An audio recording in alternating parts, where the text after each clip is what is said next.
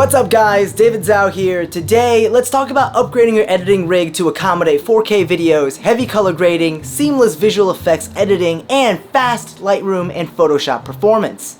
Previously, on my old editing system, I was experiencing a lot of slowdowns from choppy playback with dropped frames in Premiere Pro to just Lightroom taking a million years to keep up with me editing a big set of raw photos. I hated it. Here's why. Filmmaking and photography is a creative endeavor. You know what's good for creativity? Experimentation. You know what's bad for creativity? When you're punished for experimenting.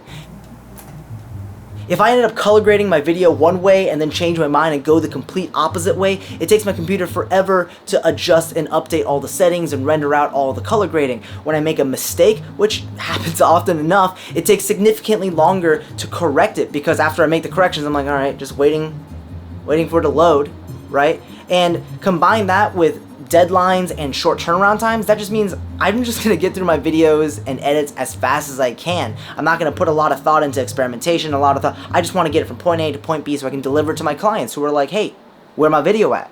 That's sticking to the path of least resistance. That, my friend, is what kills creativity. At least that's how it is for me.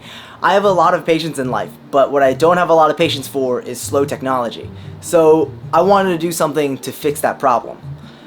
Lucky for me, well, unlucky for my wallet, I suppose, I saw a deal during Black Friday weekend and I decided to jump on it.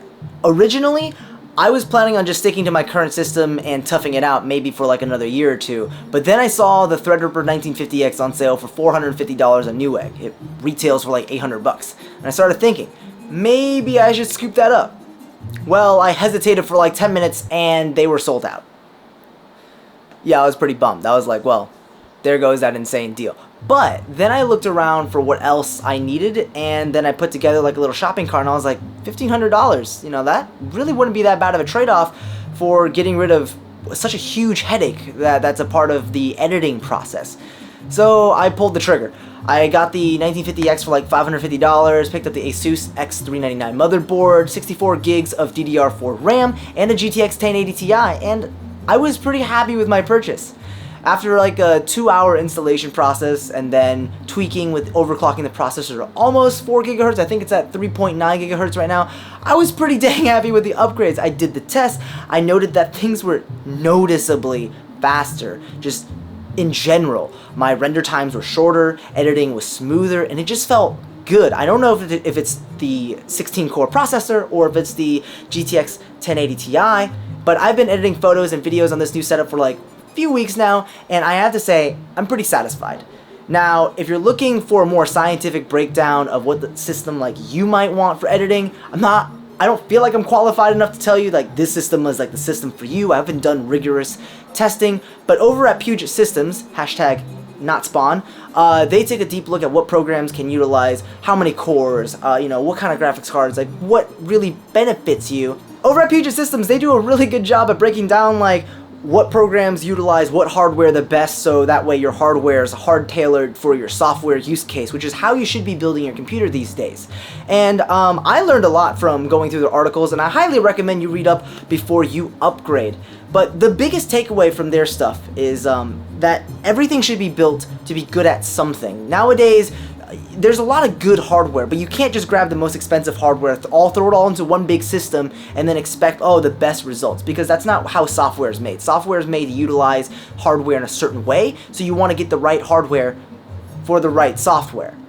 Anyways, if you're interested in that kind of stuff, check out some of the links below to a few of their articles, and also if you're interested in any of the components I mentioned in this video, like the GPU or the CPU, there'll be links to those items down below as well.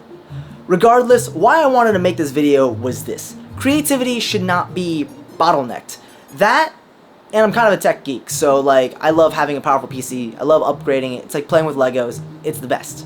But what I really want from my computer is something that can get the work done.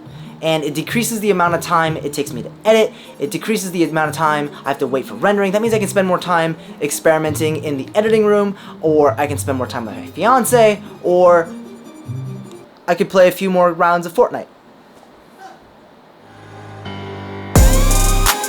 Wait, real quick, here's a sneak peek of some of the Insta360 footage I've been getting. The review should be up in a week or two.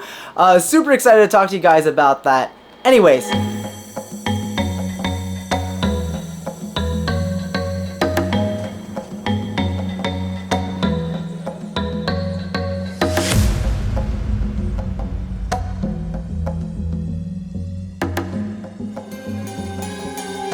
Okay, bye.